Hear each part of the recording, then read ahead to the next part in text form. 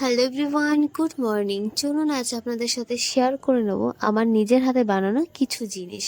এই যে পাখিটা বেরিয়ে আসলো, এটা কিন্তু উল দিয়ে বানিয়েছিলাম নিজে, আমার নিজের হাতে বানানো এই পাখিটা।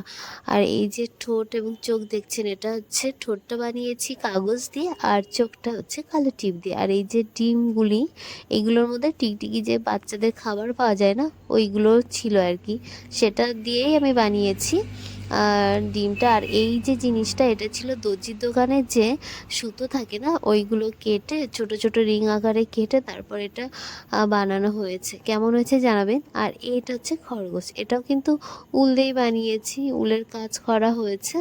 আর এই যে ঘুগনির যে বাটিটা, তো ওই জিনিসটা দিয়ে আমি কানটা বানিয়েছি। এই যে কেমন হয়েছে এটা। আর তারপরে দেখালাম যে এটা হচ্ছে পাখি। এটা বেশ উল দিয়ে, এইগুলো কিন্তু উল দিয়েই বানানো হয়েছে সমস্তটা। আর যে লাভ যে শেপটা দেওয়া হয়েছে না, ওটা ছিল জামা কাপড়ের মধ্যে যে বোট মতো থাকে, ওটা কেটে। আর এই গ্রিটিংস কার্ডটা আমার মানে নিজের হাতে বানানো এই কার্ডটা, তো এটা ছিল 2019-এ প্রথম বানিয়েছিলাম।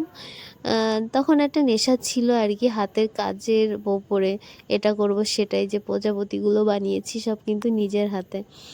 তো যাই হোক, আর এটা ছিল হচ্ছে পাখা। তো এটা ওই যে হলুদ কালারিং পেপার দিয়ে আর কি করেছি।